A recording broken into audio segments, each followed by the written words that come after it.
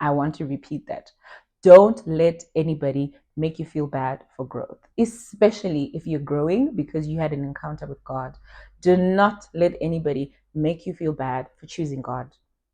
Period. Learning how to breathe, spinning through identity, reveal another pretty little scheme. Save her mind, hold her hand. Hey guys, welcome back to my channel. My name is Laura Tapiwa. If you're joining me for the first time, hey, I hope you enjoyed it over here and I hope you stay. And if you're back again for another time, I don't know how many times you've been here. What's up, cousin? Because we are family over here. So today I decided to shoot a chit chat video, like a sit down video, because I haven't done one of those in a very long time. So I decided to like dole up for you guys and just do a chit chat because I'm in a season where I'm trying to better myself, become a better version of myself. So I decided to just share what I've learned and the tips I have, just so that it can help someone else in trying to be better. All right. So to start off, this is not something that's going to be focusing on the physicals. I know 2024 is filled with, become a better version of yourself, glow up, etc. How to look better, how to look clean, how to do that. This is not that video. This video is focused on how to be better from the inside. Because I feel like if you don't do that from the inside, it's hard to see from the outside, and the outside just becomes a bit fake. So this is mainly focused on the inside. And the reason I'm also sharing with this, I'm not exactly where I want to be and I'm working towards it. But I feel like it's also different if you hear from someone that is also going through it, someone that is also trying to change, just so that you can be a bit closer to them rather than people that have already gone through the changes and already at their best. With the characters, the things that you're trying to change and be better. We live in a world where social media is at the tip of our fingers and a lot of people's lives are out there. There are people that share positive things about their lives, things they have overcome. Find someone that has overcome the things you're trying to overcome and follow them. You can see their day-to-day lives, what they do, their habits, and that can change, that can help you. So you need to find people that are better than you and follow them. Let's say you're trying to, not even something like changing a bad habit, you're trying to be successful at something. There's someone that has been already successful in something that you're trying to be successful at. Follow them. Find out how they did it, the hurdles they overcame. People's stories are for you to learn from. I don't want you to think that you have to go through this alone. There's nothing new under the sun. This is said in the Bible. There's nothing new under the sun. You are not unique going through that problem. You're unique in who you are, but whatever you're going through, someone is already overcome it. So find that person and find how they did it. Find their mistakes. You need to learn from the women in your life, learn from the men in your life, find out what they did wrong, find out the patterns, and make sure you don't make the same mistakes. In that light, my next point is don't let anyone make you feel bad for trying to be better. When you're trying to be better, it will rub people off the wrong way a lot of times. This is because they've grown to love a certain version of you. And as you grow, you start to change. You start to become a different version. It's like starting to love another person already. You're making them put in the work. So I hope you never make anyone feel bad, especially if you're doing things because God spoke to you, you had an encounter with God. Don't let anybody ever make you feel bad for choosing God. Let me repeat that. Don't let nobody make you feel bad for choosing God, for choosing to live life the righteous way, for trying. So my second tip in trying to be a better version of yourself is to forgive yourself. I need you, as you're trying to be a better version of yourself. You may have done some things that probably you didn't want to, some things you knew were bad. You probably associated with some people that you didn't want to. I need you to be in a position where you forgive yourself.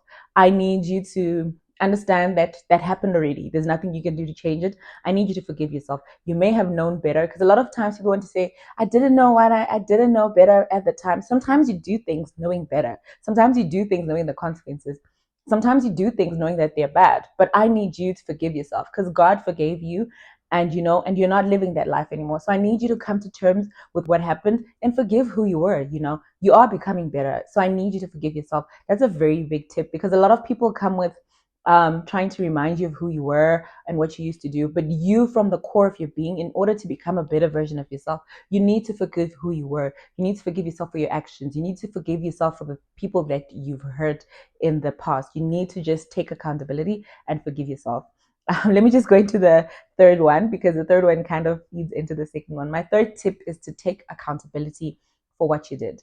Aside from the things you did without knowing, We all have things that we have done that are wrong, that we definitely knew that they were wrong. I need you to take accountability for your actions. If you need to ask for forgiveness for other people, go ahead and do that. If you need to change the way you act, change what you do, I need you to be accountable for your actions. A lot of times when we're trying to be better, we tend to put the blame on other people. Let's just say you're single and you've been in a lot of relationships. You tend to put the blame in all your exes. I need you to start to look at what you contributed in those relationships, what part you played in what you're trying to do. And I need you to be accountable for your actions. Because what happens when you're accountable, you start to discover a pattern. You start to discover what your weaknesses are, and that in discovering who you are and what your weaknesses are, that gives you power in trying to become a better version of yourself. Because when you discover your weaknesses, you know where people are most likely going to attack. You know what to avoid. So I need you to do an audit after you've forgiven yourself, or maybe you start with taking the accountability. You take accountability, you do an audit. If they're people you need to apologize to, go and do that. If there are habits you need to change, things you need to change about yourself, but you need to take accountability. You need to accept the part you played in the place that you are now. If you've gained so much weight, take accountability for the things you've done without discipline. Take accountability for all the times you've eaten like unhealthy food, times you've binge eaten. If you are in bad relationships all the time, take accountability for your actions. Take accountability for knowing to stay out of certain things and going into them regardless. I need you to take accountability and know your weaknesses, because that in its entirety gives you power in becoming a better version of yourself. So do an audit. And I feel like the personal audit part has to be like a ongoing thing. Every month, sit back, do a personal audit, see how you're growing, see where your weaknesses are, see where you're failing. Just generally do a personal audit. My fourth tip is that community is important. When you're trying to become a better version of yourself, by community, I mean just generally. Like sometimes it's not really like meaning your family or friends, but there are people that are doing or that are already at the place that you're trying to become. Let's just say you want to lose weight. There's someone already that has lost the weight. And the good thing about social media is that they're at the tip of our fingers. I don't know if that's the correct English. Follow them, find out about their stories, find out what their weaknesses were, find out where they fell off. People share these things for a reason. People share these things so that you don't make the same mistakes they did. If you're trying to be sober, find someone that's been sober for a year, that's been sober for 3 years, and follow them. I feel like there's always need someone that has gone through what you've gone through that you can look up to, that you can try to find.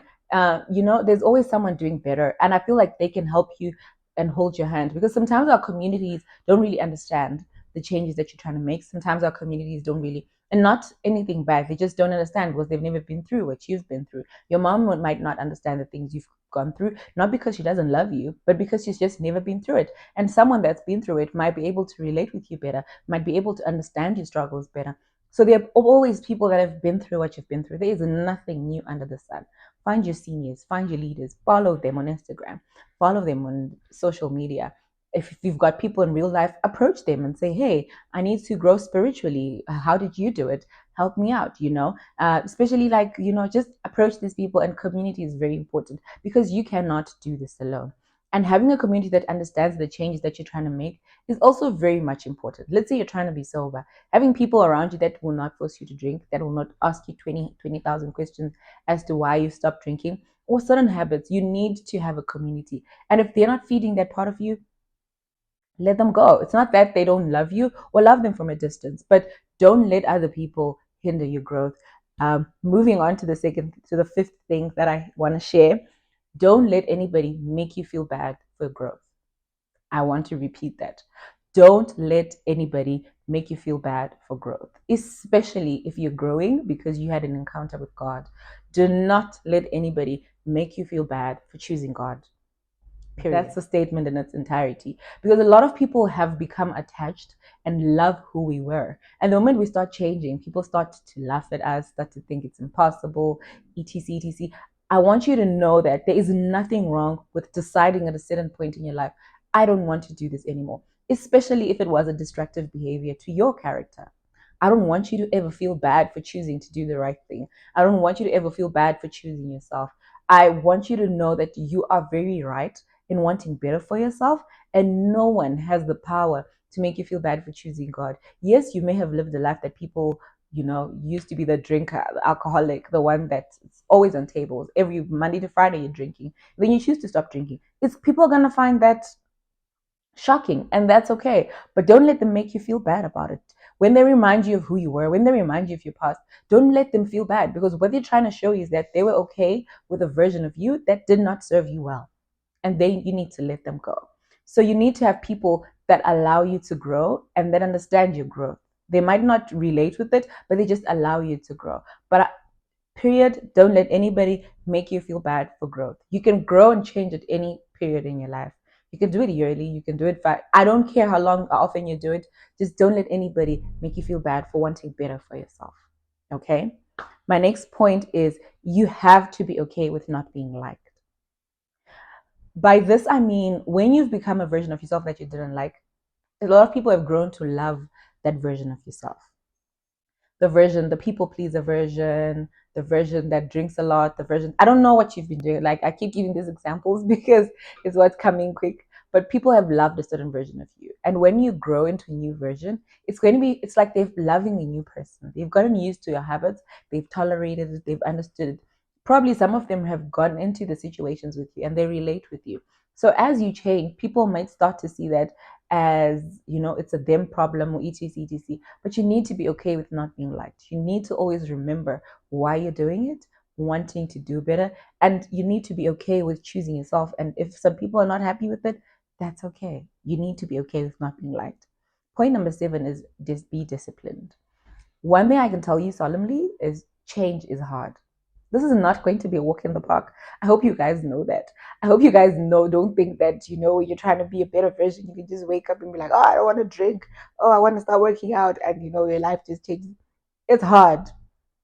It's a hard process. Waking up, especially if you've never done it, waking up every day and going to the gym is difficult. It takes a lot of discipline. Choosing not to drink, whether you're alone, whether you're with a group of friends, takes a lot of strength. It takes a lot of discipline. I need you to walk into this knowing that this is going to be difficult. Don't think it's going to be a walk in the park. But the good thing is that God's strength is made perfect in our weaknesses, and there's no temptation that is given to us that we cannot overcome. But in its entirety, change is difficult. You're becoming a new person. It's not easy. It's like labor. When a mother is in labor, it's a painful experience. You are birthing a new version of you. It's going to be a painful experience. But I need you to stay on the track. So when it becomes hard, don't get shocked. Don't be surprised. Don't think, oh my God, why is this happening? It's hard. It's a hard process for everybody, honey. But get through it. Everyone that you've seen that has encountered this, everyone that you've seen on the other end that is looking better, they all went through this hard season. Change is hard for everyone. I need you to know this, and I need you to understand this. My last point, which is the most important point of this, put God first. Put God at the center of every decision that you make. Always come back to God. Always inquire of the Lord. And there is everything you need in the Bible. Take some time, read the Bible, read the Word, and put God first. I will tell you personally, there is a joy that I have found. There is a joy that is in my life that only God had to feel. There's a void that is in everyone's life that only God can feel. There is nothing on this earth that can fill that void except for God. I explain it because I'm happy. Like, I'm not saying things are going well, and maybe things are not, but going through the same thing that I am right now, 2 years ago, I would have been depressed. But I'm happy because I trust in God, guys. There is something about God, and I need you to tap into that. I need you to not be left behind. I need you to put God first. I need you to put God at the center of everything. God is the number one in your life. Ain't no human being, ain't nobody is greater than that. I need you to love God first. I need you to trust in God. When you trust in God fully, makes it easier for you to trust everything that's going on in your life, because you trust that the author of that is God. I need you to be in the scripture. Let scripture roll off your tongue. I need you to understand it. I need you to feel it. I need you to remind yourself of the promises of God. I need you to put God at the center of everything. Because as you're trying to be a better version of yourself, like I said, it's difficult. You're going to experience a lot of rejection, a lot of, what's the word I'm looking for? I can't find the word. And the only thing that can help you with that is God. Always remembering why you're doing this. God is the center of everything, and it is what it is. So I hope you guys enjoyed the video. I hope you guys enjoyed my tips. These are the things I've learned, and I'm trying to be a better version of myself. And if you guys have any more tips or anything you've learned and trying to grow and become a better version of yourself, please put it down in the comment section so that I can also grow with you and we can grow together. Let me know if you want more of this video.